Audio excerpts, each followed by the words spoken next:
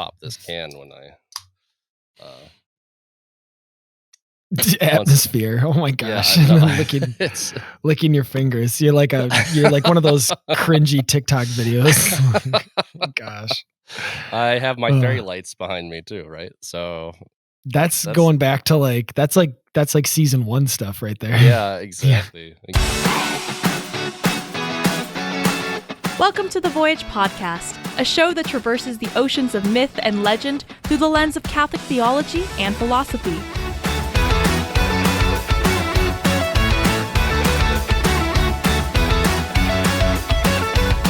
Come aboard as we set sail in pursuit of the heroic life and Christian virtue, with your hosts, Mike Schramm and Jacob Platty. Well, we're going to be talking, it's appropriate that we're going back seasons because we're going to be talking about mini seasons today. Or at least I'm going to, and you're going to sit there and listen. We're going to... apparently, yeah. We're going to... It's crazy how because I mean we haven't had a Hulu subscription in a while, so that goes back to when I watched Fargo, because I haven't watched it because it's always been on Hulu pretty much exclusively. So, well, let's get into it. Let's get dark. Is this our first Coen Brothers work? And I know the show still kind of is produced, isn't it, by them? But it is produced by them. It's not directed like the movie. No, it's definitely a Noah Hawley production. I think that Coen Brothers produced that in the same way that you always just gotta it's probably a legal thing, or they have an honorary, honorary production, Hey, what do you guys think of this? In the studio we think that's the whole time. Yeah, sort of thing. Yeah. So I don't know, but hey, maybe I'm wrong. Maybe they're super involved with it. And if we talk more about the movie, then this will be our first Coen Brothers, I guess. And we will. I do want to talk about the movie. Yeah, I actually think it's valuable. We haven't even said we're going to talk about Fargo today, right? Yeah, welcome everybody to this episode of the Voyage podcast. Like I said, I'm a little rusty. Even though this won't be necessarily airing months later, it's probably been at least a month since we actually got down and recorded. Yeah, so that's true. Before the new year. So do I take a little bit of a break? Sultry? Because I'm a little congested. Getting over a sickness. So you're gonna take everyone behind the veil and say that you're getting over a cold? Is that? Well, I just sound like Johnny Cash or something like that. Or maybe that's just in my head. It's just the reverberation in my head that makes it sound. Yeah, exactly. Yeah, I don't know. You know how it is when you hear yourself on tape and you're like, "Is that what I sound like?" Well, yeah. Well, I'm gonna find out when I edit this thing. We'll see if my voice is actually deeper, if it's just me wishing it was. So even though this is kind of your baby, I'm going to move us along, Jacob. And, okay. You just have to be in control of things, don't you? Mike? Well, you keep reminding me, there's so much content, and not just content to get to, but there's so many themes to kind of touch upon and we'll just kind of expound upon throughout the Fargo movie. Fargo, you wanted to talk about season 5 was the most recent one. That's right, season 5. And then we'll get to season 5 for sure. So we'll kind of just make our way through the Fargo movie, Fargo anthology series. And I think the great thing about this, though, even though maybe because it's an anthology series, is that it's probably playing with a lot of similar themes. And like we both said too, Coen Brothers like to play around with a lot of similar themes throughout all their movies too. And certainly. So even though, let's say, for example, you have only seen season 1, or you have who would only have seen season 1 though, Mike? That's crazy talk. Or you've maybe only seen seasons 1 through 3, and then or whatever, or you've only seen the movie, because that's by far the foundational work for these other ones. That is true. Yeah, you're still going to be able to resonate with a lot of the stuff we're talking about. I think that's fair to say, right, Jacob? You're going to agree with me. You have to. Yeah, yes. Yes, you are correct as always, Mike.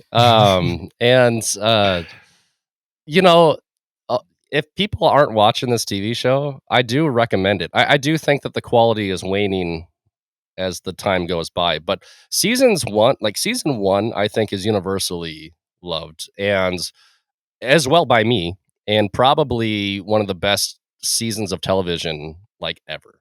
I'll go on record and say that season 1 of Fargo is one of the best Very seasons of television compelling, ever. very watchable, like, you have to like, I remember watching it very quickly, like, I didn't see it week by week, I think that's how it Mhm. may have first been released because it was on FX before it was Hulu, Yeah, yeah. so Well, and it's still, like, produced by FX. I'm not sure how that works, but, like, it's still a thing. It's a Disney property now, Mike, oh, maybe because someday we FX will is get owned by to Fox, and Fox is bought by Disney, which is maybe why I in will get to season watch it on 5 yeah. no, in season 5, they have a bunch of Nightmare Before Christmas references.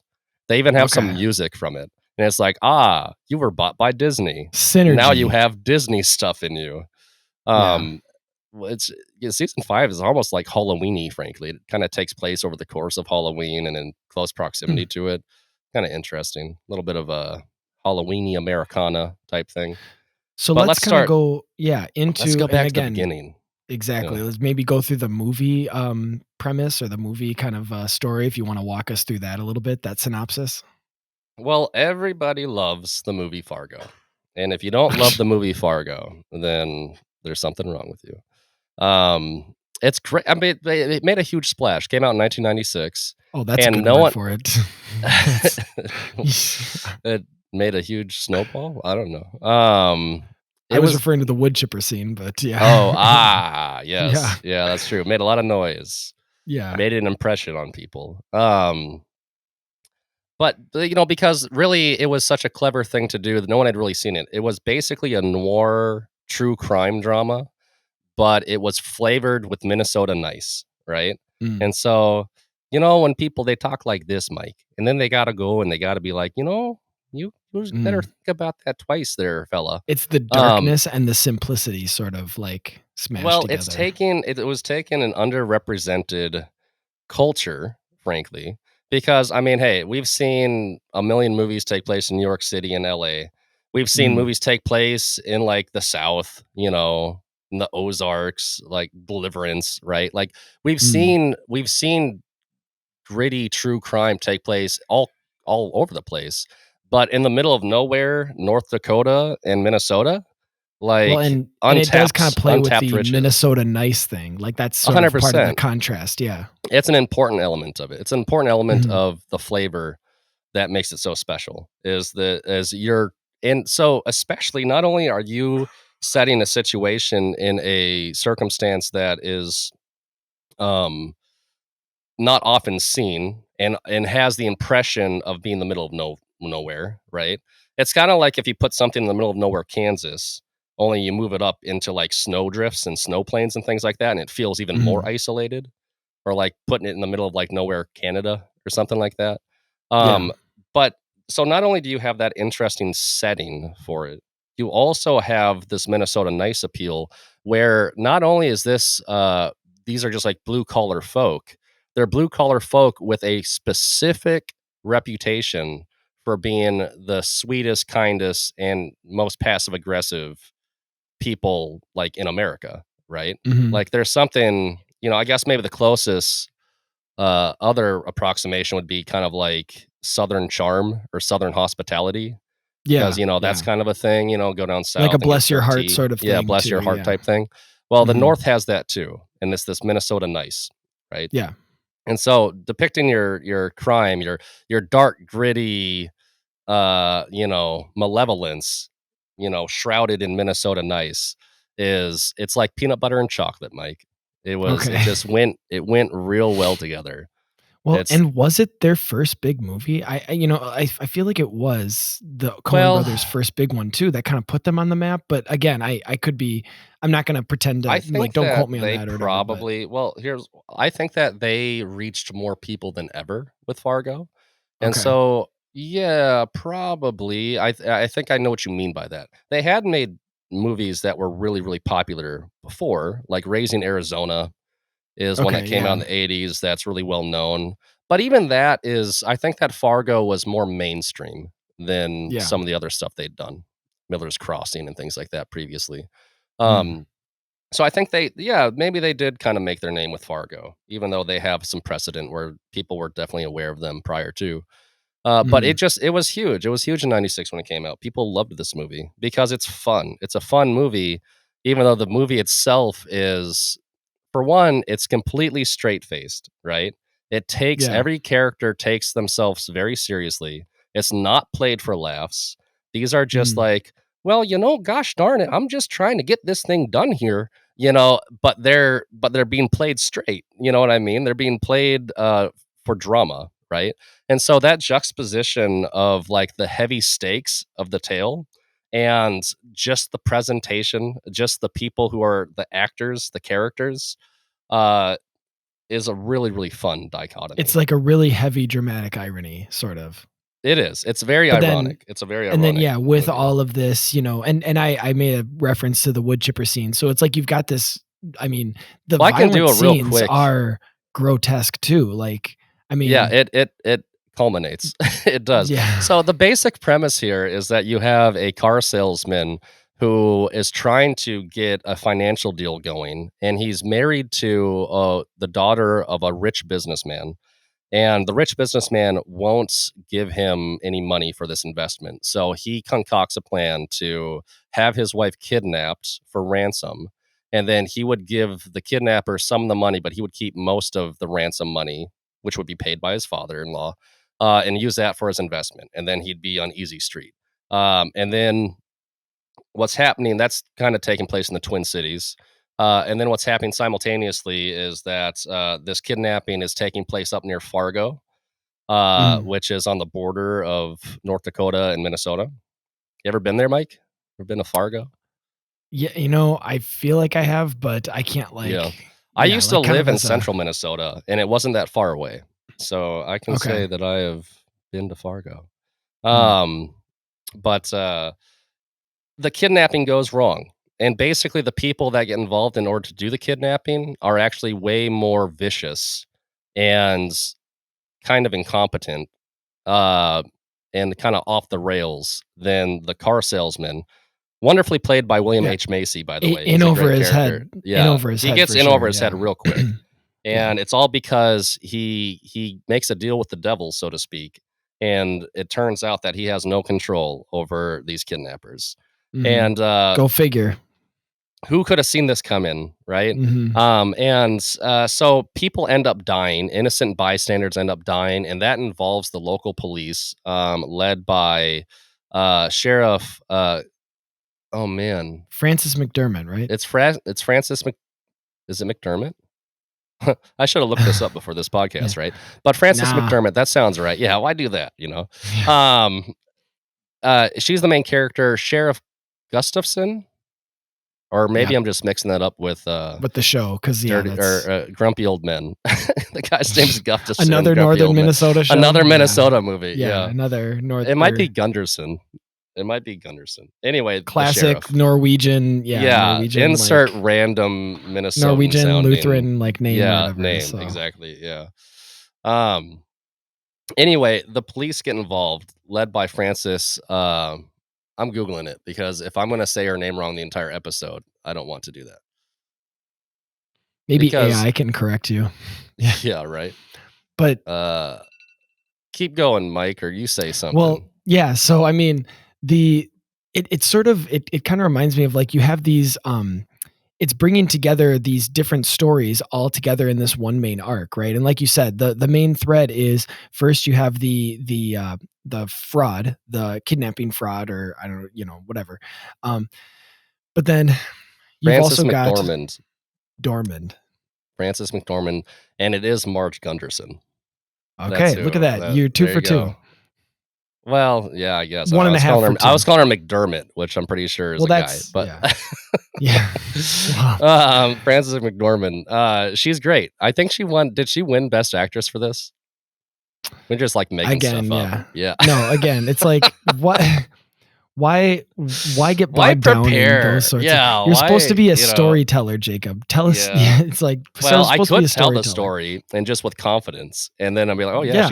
she won Best Actress for this movie. And That's not part of the story. So, anyway, you okay, so anyway, the kidnapping goes wrong, and lots of people die, and nothing goes right.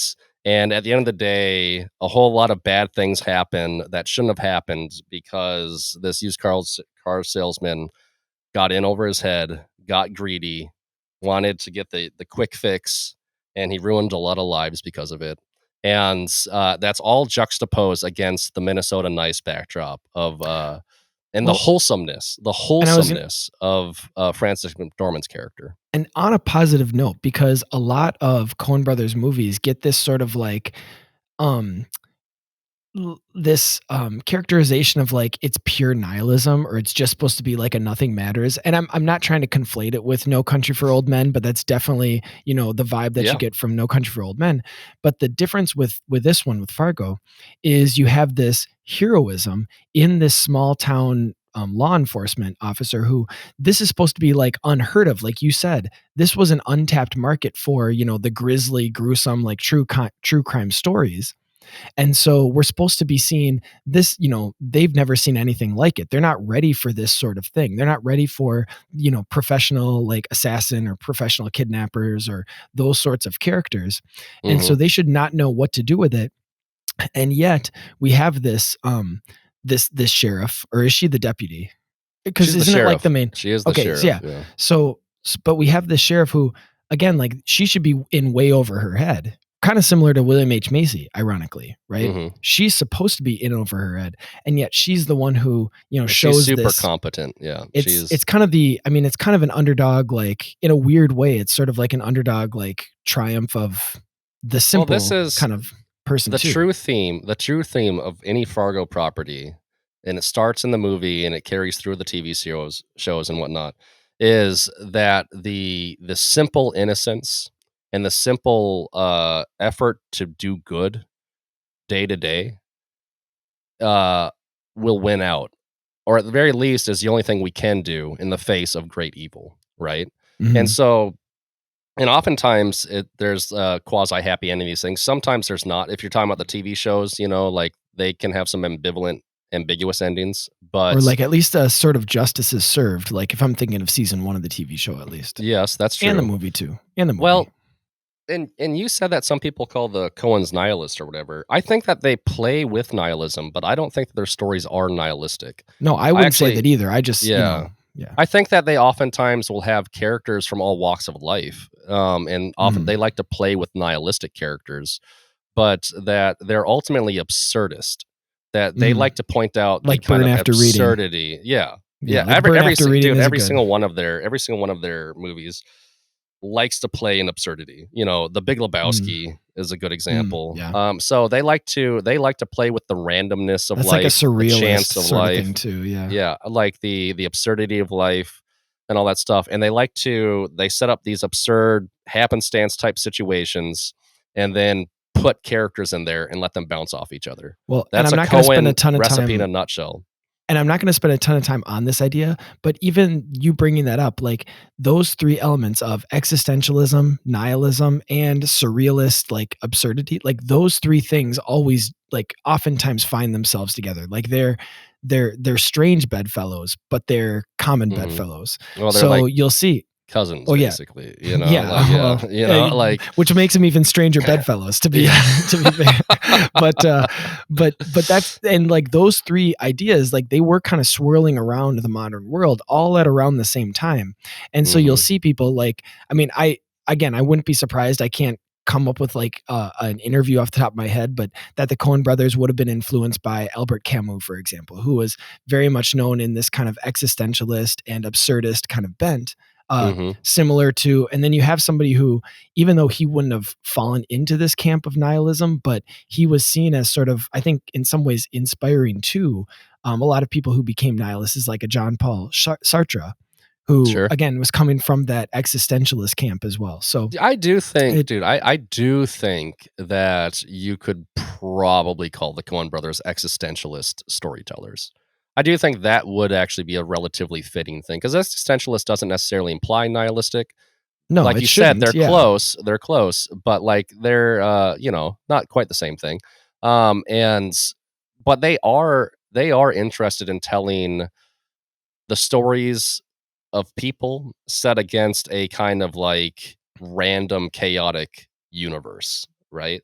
And so Fargo has that in And just spades. sorry to put a point on that too. Like existentialism shouldn't imply nihilism, because there's even a camp within Christian philosophy of Christian existentialism. Probably the most common example that people know of is like Soren Kierkegaard, Oh, but exactly. also Considered Dostoevsky. the father of existentialism is considered Soren Kierkegaard, and he was a Christian apologist.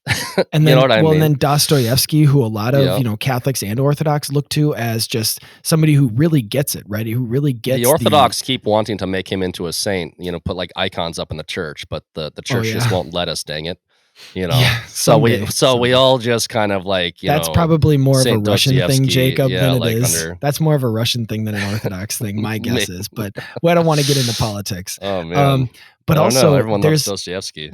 there's actually, Jacob, there's a strain within Catholic philosophy of Thomist existentialism. So people who sort of Mm. reconcile the philosophy and theology of St. Thomas Aquinas with existentialism. And Gabriel Marcel and Jacques Maritain, who had a pretty big influence in kind of the World War I, post World War II ish sort of era when it Mm. came to Catholic philosophy and Christian philosophy in general. So it's one of those where, like you said, I just wanted to kind of piggyback on that point that existentialism, not only should it not be seen as the same as nihilism, but it shouldn't even be seen as like they are inherently like the one has to Yeah, go with the other two. yeah, correlates or nothing like that. Yeah, it's true. And honestly, I actually, at the end of the day, in the kind of post-Christian world that we find ourselves living in or find developing Mhm. around us, I Yeah. we're kind of all existentialist Christians I'm now. very sympathetic to it, if nothing Yeah, else. like Yeah. Like I'm very sympathetic to that philosophy. it's become a kind of necessary reality for anyone Which, who's really kind of taking the to bring conversation this full serious. circle, this is probably why we like the Coen brothers and Fargo so much. So that's probably why we're Well, talking about it. so here's the one thing. So we talked about this a little bit already, but they definitely have people in an absurdist universe, bouncing off each other. And then Mm. the other thing I think that you'll find very common is that of the characters that they populate these tableaus with, you're going to have good, like, the spectrum of humanity, right? So Mm. you're going to have like these ultimate evil characters, and you're going to have these Yeah. ultimate good characters, and then kind of everyone in between. Like Billy But it Bob Thornton always in Fargo season 1. He's like, and he's the monster. we're gonna He's we're gonna move to Fargo season 1 probably now, frankly, because the we got to mythical keep it monster, going. basically. Yeah. He's the devil incarnate, is what he is. Um, Yeah, like mm, he's literally a Satan figure. He's literally a deal with the devil. Um, yeah. but just to put a quick pin in what I was about to say is that, like, often, so you have a tableau of all these different characters, but then it almost feels inevitable that the most evil characters and the most good characters, well, I guess I shouldn't say this. There's actually a bunch of Coen movies that don't do this, but like a lot of their good ones, the evil and the good, they kind of are in they are in fateful confrontation with each other, right? Mm, So, Old Country, No Country for Old Men is an example of this. The True Grit remake is an example of this. Fargo is an example of this. Um, those ones come to mind off the top of my head. But basically, in this case, you have Marge Gunderson, who is pregnant, by the way. So not only is she, a female cop, so already you have like a kind of like, oh, a female officer, kind of thing, especially mm. in like the Now mid she's '90s, right? vulnerable in this way Yeah, too, right? and not Yeah. only is she a female police officer, she is a pregnant female police officer. And the bad guys that she is going up against are you have Steve Buscemi, who's great Mm. being Steve Buscemi, He's the just same constantly role. Yeah. complaining, He's the same yeah, character in every movie, snarky, basically. complaining, stuff like that. Mm, Um, and he has no idea that he's partnered with a psychopath, right? And so the mm, other character, and I'm sorry, I forget the actor who's playing him. I guess I still have it up, but he is a straight psychopath. He barely talks, and he is way crazier. Peter Stormare is his name, the actor who plays him. He's way crazier than anyone anticipates. And mm. so Steve Buscemi thinks that he kind of has this under control, but his partner, this psychopath character, who doesn't talk. He barely has a name. He's more of a force of nature in the movie. Yeah. And he just keeps making decisions because he doesn't care. He just doesn't care about Wild the card. consequences. Yeah, he's a Yeah, wild wild card. card. And he's the inspiration for Malvo in Fargo season 1. Only Billy Bob Thornton's character is fully fleshed out and way more interesting to watch because across 10 episodes, He gets he actually way more has screen time. he has an way more opinion. backstory. You know, the thing about the character in Fargo the movie is that like he's a mystery. Like he's a shell, he's a shadow, right? And so that has its own level of compelling narrative, effect. But Malvo, played by Billy Bob Thornton, is way more charismatic. And he's gleeful. He's like a gleeful nihilist. And like he's the devil. He is that classic like I got a bargain for you, or Just I'm going watch to the come into world your life. burn. Yeah, Just and I wants just to watch the he world just burn. wants to he's going to watch the world burn, and he's not going to care. And he's going to get he is going to get what's his. And if people stand in his way, he'll kill them. And if they kill him, then so be it.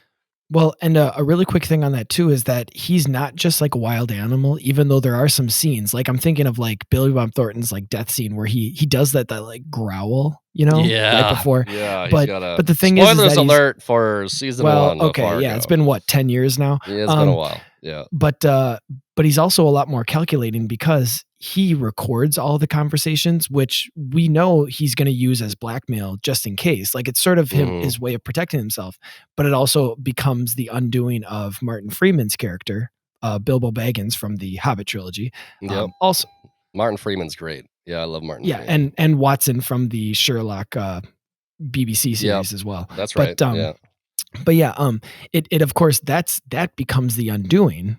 And again, it's sort of the evil consuming itself in a sort of way because Martin Freeman is supposed to sort of be like the William H. Macy character of like he gets in over his head, and he sort of thinks that he can like he's also kind of a mix of like Steve Buscemi because he's trying to like control the Billy Bob Thornton character sort of because when they're conspirators together and stuff, right.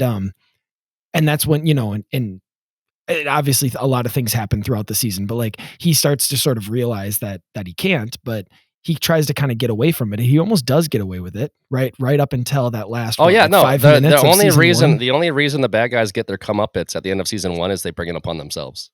Yeah, it really the big theme of season 1 is that evil will eat itself. And so what you have is these good, wholesome characters. You have another female sheriff. You have a kind of bumbling, kind of beta male love interest for her, who's a Duluth police officer, a single father. And then you have her retired state trooper dad, who runs a coffee shop now. And they're just simple folk making their way in the world, but she's got a ton of gumption and grit, and she knows that. I mean, the basic gist of season 1 is that Lorne Malvo, the Billy Bob Thornton character, comes through. He basically comes across Martin Freeman's insurance salesman character out of the blue, sees him being picked on, and is like, "Hey, I'll take care of that for you," kind of thing. Would you like to see? It's been a while since I've seen the first couple episodes of season 1, but it's something like that. And that he ends up killing the guy and making Martin Freeman an accomplice. Martin Freeman ends up killing his wife because he's stressed out, and it all just snowballs out of control, kind of thing. But as the show progresses, Martin Freeman becomes more and more empowered, and he becomes a truly successful individual on the back of all these heinous crimes that he's done. He frames his brother for the murder of his wife. He does truly deplorable things, right? And so you're playing with themes of anyone's capable of doing super evil stuff, because Martin Freeman is a super sympathetic character in like episode 1. Well, it goes back to your thing of the whole like Minnesota Nice, like passive aggressive nature of it, where it's like they would say sorry over and over again for stepping on your toes, but the shadow self, the shadow side of him, is doing all these horrible things too. And that's the kind of the contrast that the first movie and then all the seasons are trying to set up as well. Well, and there's a famous Solzhenitsyn line, like the line between good and evil is drawn through the heart of every man, or something like that. In other words, this idea that like human individuals are capable Someone listens to Jordan the greatest Peterson. evil. Just kidding. I'm sure you've read the Gulag Archipelago too. Yeah. Well, just because Jordan Peterson totally made that up, Yeah, but it's a good point. It's a good point Yeah. is that like everyone's capable of the greatest evil and the greatest good. And these TV shows and these movies the movie to a lesser extent, but definitely the TV shows, and especially season 1, you have a character who transforms from like a put upon but genuinely decent person into a monster, but a very, very successful climbing the ladder of life monster. You Mm. have the Satan figure, you have the wholesome cop people, and they're all in conflict with each other and things like that. And then you have a bunch of other characters that represent all this different range of human kind of experience. But at the end of the day, they get away with it in season 1. 8 episodes in, there's a year-long flash forward because the case stalls. To the best Mm. effort of all the good guys, they cannot nail the bad guys at the Mm. end of most of the events of season 1. And then it flash forwards a year, and most people have moved on. The sheriff lady still has it as like a hobby pet project trying to like make it work, but she's run out of juice. There's nothing more to do about it. Yeah, they can't. And so what happens is Is it that only a year too? I was thinking it was, I but I think it's mean, just a I year. believe you. I'm just like, well, Yeah, was it only a year? But yeah. anyway, not to derail you. Uh, Keep going. and then, but then there's another chance interaction between Martin Freeman's character and Billy Bob Thornton's character, in In which Vegas, right? in Vegas, Sin Yeah, City, of all right? places. Because where are you going to find the devil, man? Mhm. And so like, and that starts off a brand new sequence of events that results in Billy Bob Thornton wanting to kill Martin Freeman, coming back to Minnesota to kill Martin Freeman, and giving the good guys what they need in order to finally get the bad guys, ultimately. It starts a new Mm. set of dominoes that ends Well, in the destruction of the bad guys. So because their yeah, own what gets her actions. back on the case too is that there's an incident in Vegas and she knows that Martin Freeman was in Vegas. And so she's like, geez, trouble is following this guy. What a Mhm. coincidence. And that's what, again, she knows something smells fishy. That's a reference to another episode in season 1. And But if you really want to lay on some Christian commentary here, like Christians shouldn't believe in coincidence. So when you're watching yeah. a Coen Brothers movie, which loves to play with coincidence, loves to Mm. play with happenstance and things like that, as a Christian, you can sit there and bring God into that because there is no such thing as coincidence. Like everything is playing out. I believe in like happenstance, but happenstance is not the same thing as coincidence because coincidence means that it was random and absurd and unintentional or whatever. Happenstance is like when two things that don't have anything to do with each other collide, but that's not because there wasn't something pushing those things together. You just don't It's have a wide enough because perspective. yeah, you Yeah. just You don't just have the haven't background. taken a You don't big have the enough view God's eye yet. view to see Mm. how they were going to collide ultimately. Yeah. We're living this out in real time kind of thing. So I'm a happenstance guy, but I'm not a coincidence guy. And so if you look at the happenstance of these Fargo You're a Providence guy, stories, Jacob. Yeah. I'm a Providence guy. Yeah. Yeah. But Lavoie would love that. I Or our know, shout producer, I out should say. to Yeah. Providence Academy in La Crosse, Wisconsin. But so anyway, um season 1 of Fargo, it's fantastic. It's a great epic tale of good versus evil played out in like the humblest of people, right? And Mm. then, fighting against the largest of villains in oh, he's like super Well, nihilistic too. The hitman, he's a crazy nihilist. I don't know if we like really mm. hit that, but we can move on. But like Well, and one last thing, which it's not an accident that you've been talking about the Coen brothers and not just the existentialism and the absurdity, but a lot of people have talked about the that they bring their Jewish background, their Jewish heritage into it, and it's partially because of their own projects. So like they've done a sort of modern retelling of the Book of Job with A Serious Man, which is a different movie that they made. And this is just me sort of off the cuff. I'm not saying that I can like back this up, but I was mhm. just thinking like, wouldn't it be funny if like Fargo was sort of like, you could almost see it as the like a weird retelling of like the Book of Judges, because you think of like, and again, I'm not claiming this for sure, but it just made me think of like, when you think of the events of like the cycles that take place in the Book of Judges as you go throughout the entire book, it's Mhm. sort of like the again, not obviously in terms of the events that happen, but in terms of just like the cyclical nature of the stories and how it always kind of brings you back. You kind of go around and you sort of be brought back to where you started. And it's usually these like simple people who are brought up or chosen by God for this big purpose or this big opportunity.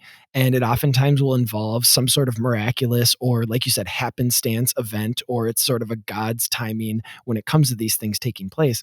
And it's been a while since I watched it too, but isn't there a reference of like the plagues, or isn't there a reference to like Oh Moses or something yeah, too in one of we the did the episodes? we did an entire conversation about Fargo season 1. I forgot an entire story arc, which is the It's like a B story the too, but supermarket yeah. king of Minnesota. Well, it also kind of keeps Malvo around because he's trying to blackmail the supermarket giant. Mhm. But he's Greek Orthodox. Shout out, or at least they Mm. asked that. I guess it doesn't necessarily confirm that he's Greek Orthodox, but like kind of implies it. He's a Greek guy, Mm. and he's religious.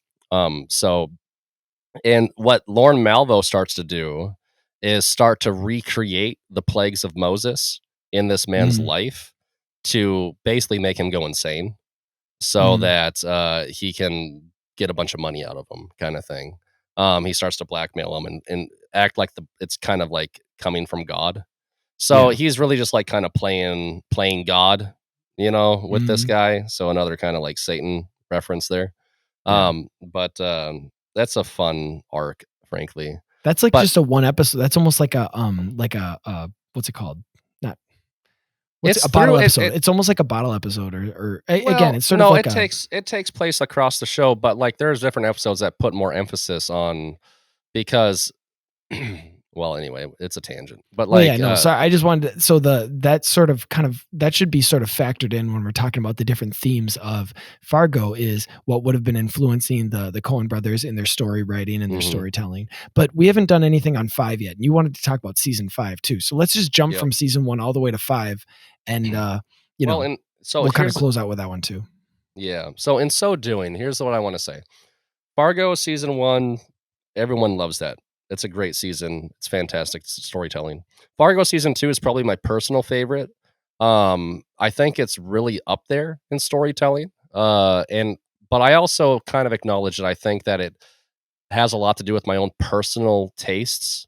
And so Fargo season 2 is about a gang war that happens in the 1970s between Kansas City and some Fargo crime syndicate and the little people that get caught up that actually accidentally start the gang war and then Mm, get caught up in the consequences of it, right? So, for a lot of reasons, I love that season, and it's probably my favorite. I love the setting of the 1970s. I love the kind of nostalgia of it. I love I love a good gangland crime story. mm. Gangs at war with each other is always tickling me. And I love the cast in that one, just like the actors that are playing the characters and the characters themselves. Is that So the one Chris Rock? Is Chris Rock in that one? no, that's in number 4. That's in 4. Okay. Season 4, yeah. And, season 2, it's, Kirsten Dunst is one of the people who I've pretty much had a crush on my entire life. Call me Kirsten. I mean, I'm married Jumanji? and Is I that have a it's bunch of Jumanji kids, thing? but It's Jumanji, yeah, it's isn't Jumanji. Yeah, no, it it? was probably Bring It On back in high school. Yeah, No, it yeah. was, Interview with the Vampire. There you go. No, Oh, she was kinda okay, yeah. snotty in that one. Um, anyway, we're, like, the same age. Anyway, Kirsten Dunst and us yep, were, like, the that's your same in, age. right? So That's we're, like we grew that's up your together. conversation starter? I watched her grow up.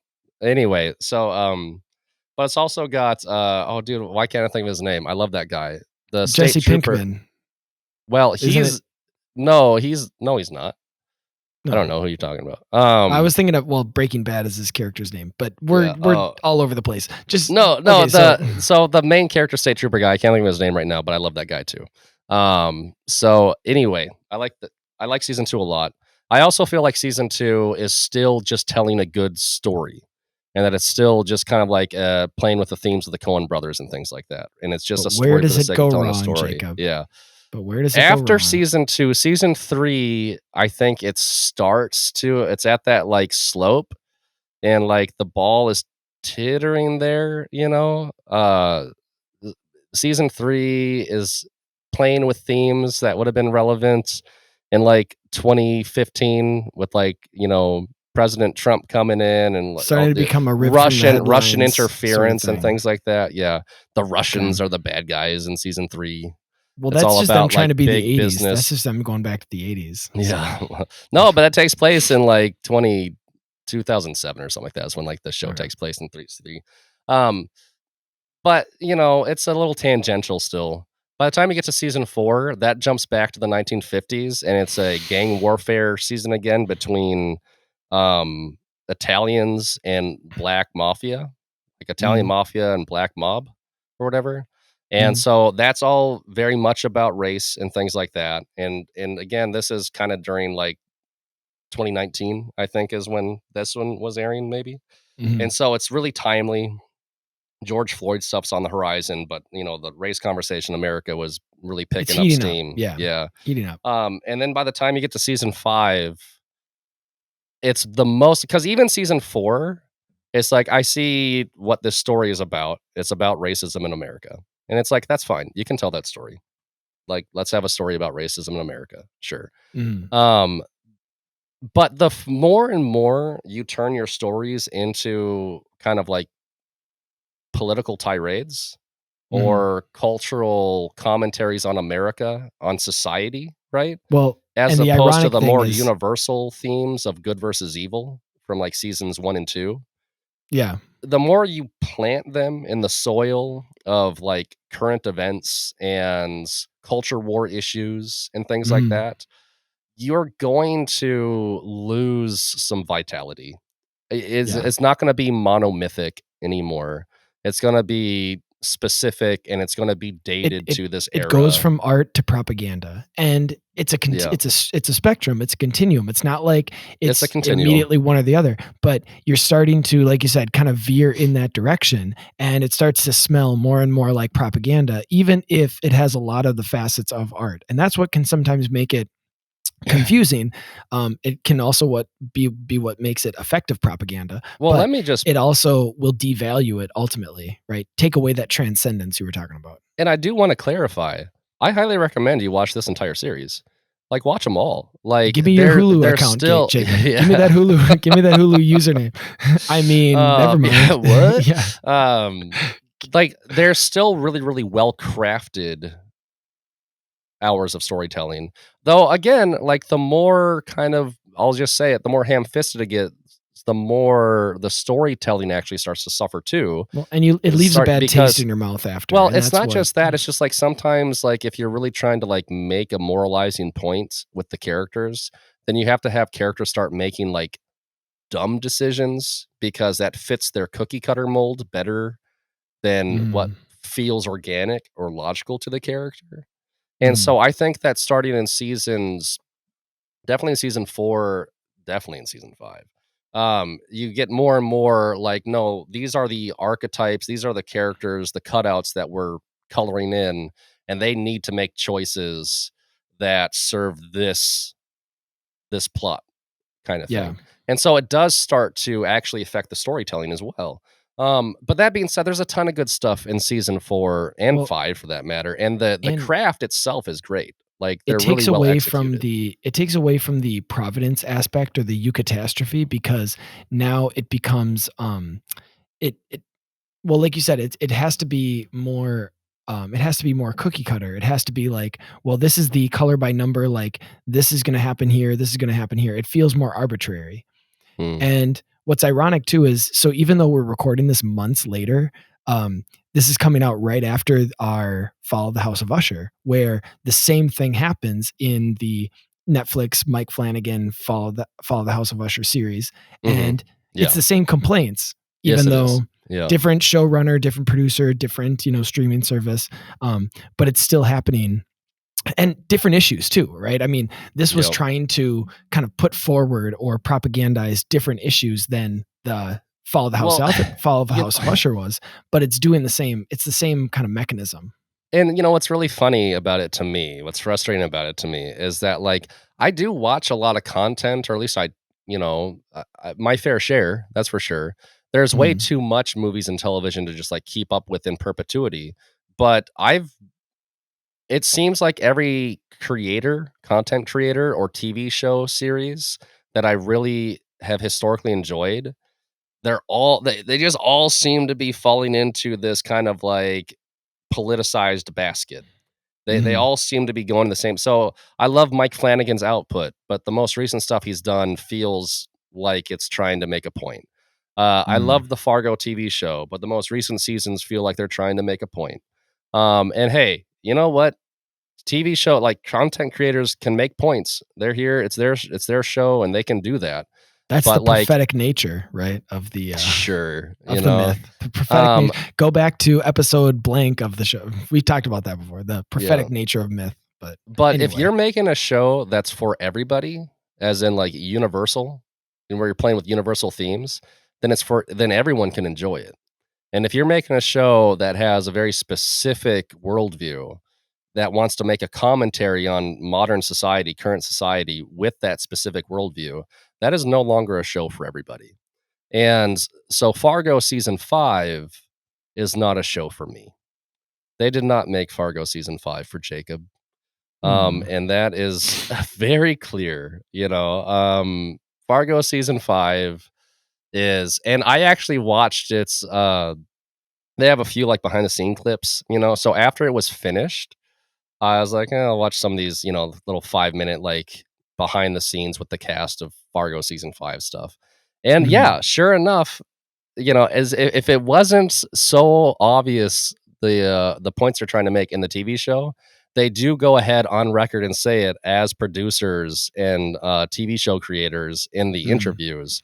It's like this season we're talking about toxic masculinity and Trump mega politics, and it's like, yeah, I see what you did there. You definitely were making a TV show about toxic masculinity and Trump era politics. And that It is what feels like season 5 is. It's Ja is The Last of Us made for you, Jacob? Because this sounds similar to our Last of Us conversation.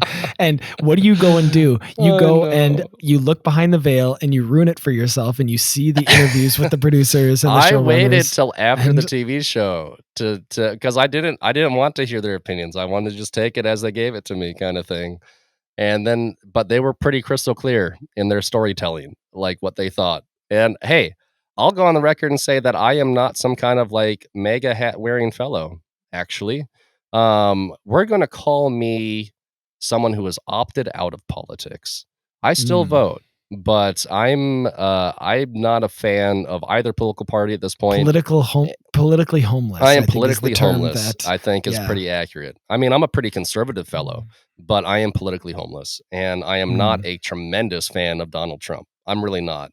Um, but I know We're a lot of really gonna people click who for this are. one. You gotta put Yeah. this in the you gotta put this in the hashtags, Jacob. Yeah, Yeah. right. I know a lot of people who are though, and they're friends of mine, and I like those people. So I am 100% friends with Trump supporters.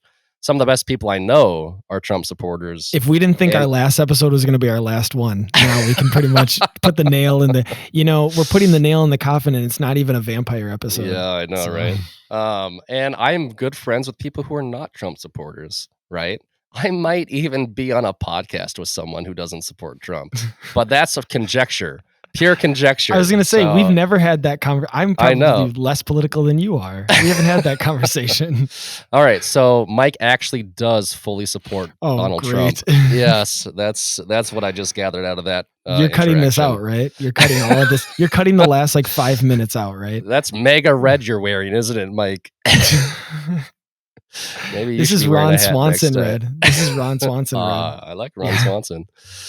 Ron Swanson is basically the villain of Fargo season 5, Yeah, I by know. the That's way. the another level Roy of irony Tillman there is his too. character. He's played by John Hamm. And he's actually another strong villain for the show.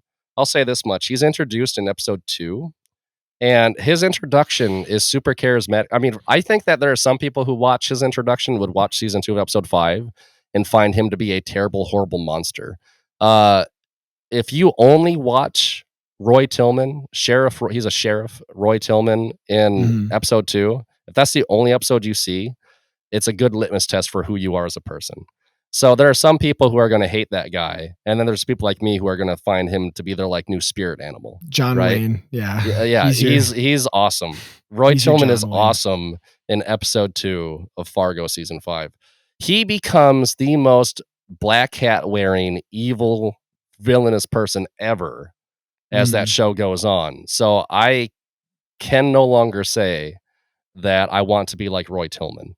But Wink, if all wink. I ever Yeah. knew about Roy Tillman was what his actions are and who he is in Fargo episode 2, that guy's awesome. He doesn't stay awesome. He turns into the most evil, and like not evil in a compelling way like Lorne Malvo is in season 1. And just like a Banal. bad guy way. Yeah, like, Yeah. he kills the women that aren't subservient enough to him, He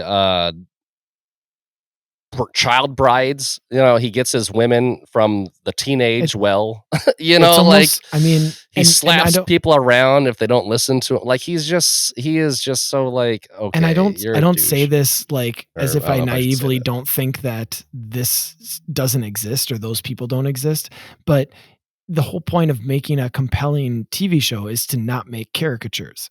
And when you have created a caricature, it's like you might as well have the eyes widen and it become the, jackpot symbol and the tongue roll out of the mouth, Mhm. because that's you've now created a cartoon. It just happens to He look like is flesh and blood. he by the end of the show, he's a total cartoon. The entire premise is that his second wife is on the run from him. She manages to escape his abusive relationship. She is his child bride. Like she was like 15 or 16 when he married her or something like that. Mm. And she escapes and she goes into hiding with a different identity for 10 years. And she, in the first episode, ends up in the police database because she's at, get this, Mike, a school. What are those things called when the parents go to the school and they yell about banning books and things like that? Oh, just Uh, like an open forum or yeah, like a like a town hall school, meeting like a or school yeah. town hall thing or whatever. The show opens with one of those, and it's all these angry parents yelling at and it turns into a mob, and it turns into Mm. a fight, and Timely, yeah. all the parents start fighting each other or whatever, and she gets caught up in that, and that's how she ends up in jail with her fingerprints in the system, and that's how he discovers her. So they're hitting on the whole parents being angry at schools thing, and it's not painted in a positive light. Um, and then And there's another kind of layer of metaphor too, because I mean, what are a lot of times those banning books like arguments about is about the certain material that's in it, and how yeah, it's oftentimes put forward as, if we don't have this material for kids, they're going to end up getting hurt. And what do we have in your story is we have a character who started out as a kid, and because of this public forum, she ends up getting hurt in the arc of the whole hmm episode. So it is, I mean, I say it's an interesting metaphor in the way that it's, brought about, in yeah, sort of this like longer arc. But like you said, ultimately it amounts to a sort of ham-fisted, rip from the headlines, kind of piece of yeah. propaganda. You're way more charitable towards it than I am, frankly. Oh, But well, like, as in most things, yeah, Jacob, as in most things. yeah. And so anyway, the whole show is about him trying to get his wife back because even though now he's married to a third woman named Karen. That's right. Ah, His third wife is named Karen, folks, and she's a dutiful, internalized misogynist who is super mm. subservient and takes her slaps like a good woman I should. think they You call know that what I trad mean? wife. Trad wife is what they call Yeah, that nowadays. yeah. I'm sure that's what they would call. I'm sure what the creators of that TV show would call her a trad wife. Yeah. Instead, they called her Karen, and Mm. so even though he has a third wife, you see, his second wife, she ran out on him and she's got a debt to pay, Mike. And Mm. so even though he's moved on and has kids of his own, and she has a daughter now with her new husband, who is not a toxic male, quote unquote. In other words, he is a very soft spoken, very polite, kind of dumb. Like, hey, let's just go make pancakes, guys. Like, let's go, pet some bunnies somewhere. Like that's her That's new the beta husband. thing that we've Yeah, already and seen in he's some the of the other. perfect husband. She loves him. He's the best. The show Mm. never depicts him as anything other than worthy of her admiration. And he is a very soft-spoken fella. And let's just get along, everybody. So he's the opposite of Roy Tillman, who's like the John Wayne character. Mm. Um, everything about season 5 is just so on the nose, so overwhelmingly antagonistic towards any type of traditionalism. And also, ultimately, Roy Tillman is the leader of a militia that doesn't that upholds the Constitution, but doesn't believe in like the sovereignty of the executive branch. So, like when the feds show up, he dismisses them as not valid, right? And Mm. they're militia types. They're patriots, right? Like Mm. they're the patriot militia types. And Yeah. when things really start to fray at the end of the TV show, there's a big confrontation between the federal governments and the patriots on the Roy Tillman compounds. And then I also mention that this all takes place during an election cycle where Roy Tillman is running for sheriff once more. Mm. So there's a whole political, like, he's got an election to win, and it Yeah. ends with him revolting against the United States government. Yeah. So Where have I we don't seen know, that before? where have we seen that before? I don't know. Yeah. It's Yeah. fascinating storytelling, folks. Mhm. And then You also, couldn't make this stuff up, Jacob. no, it's like, wow, novel. And then what I was saying earlier about how like a TV show can like start to make poor storytelling decisions when it's trying to like shove through its program. One of Mm. the characters in the show is the mother of the main character lady, Dot, the mother-in-law, I should say. Um, and she is the queen of debt, they call her. She is a debt. I don't even know, like she's like a debt lady. She like handles people's debt. But Like, you see she's like a commercials for villainous that on corporate TV where Republican it's like, lady. "Yeah, we'll Yeah. cut your debt in half," like, the sort of Yeah, infomercial she or like sorts of she things. accrues debt, and then but she's a Republican in the TV show. Mhm. She's the gives to the Federalist Society. She helped put Trump into office because she calls in a favor for him at the end of the TV show. So she is not a West Coast liberal, let's say, right? But what she Mhm. is a super empowered female, right? And so half the show is her putting men in their place because she has more power than them, because she has more money than Mhm. them. She's like super wealthy and stuff like that. So that's the other thing is by this point, like we've gone from a TV series that really focuses on like blue collar people and just like the little guy, just like fighting the forces of evil in their day to day life. And now we're talking about like movers and shakers. We're talking about like Mm. billionaires and things like that.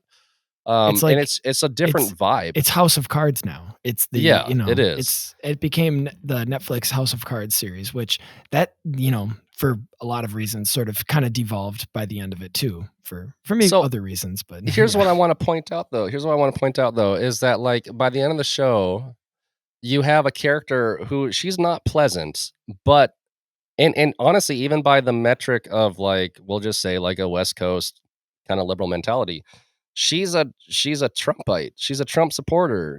I mean, she's cynical about it. She calls him the orange idiot, but she's on the wrong side of politics as far as what her financial donations go to. But the Mm. show paints her as like she starts out despising Dot, her daughter-in-law, as just like a kind of like a money grabbing chick who latched onto her son for the money kind of thing is how she sees her. Mhm. But by the end of the show, they have this like reconciliation where it's like, oh, I've seen the years of abuse that you put up with, and I see that you're actually a truly strong woman who doesn't just want my son for the money, but because you're like a good, strong female person. And so, like, they have this, like, she turns into a good guy. The mother in law Mhm. is like a good guy by the end of the show. But what it's hard for me to explain this in real time because nothing I said sounds bad the way I described it. I was gonna It's say, more that's about, called a redemption arc, yeah, Jacob. no, Jeez, it's how more are you about the so against flavor. redemption? Yeah, exactly. That's what it sounds like. No, it's like they turn her into a hero because she has the power to do evil things to other people.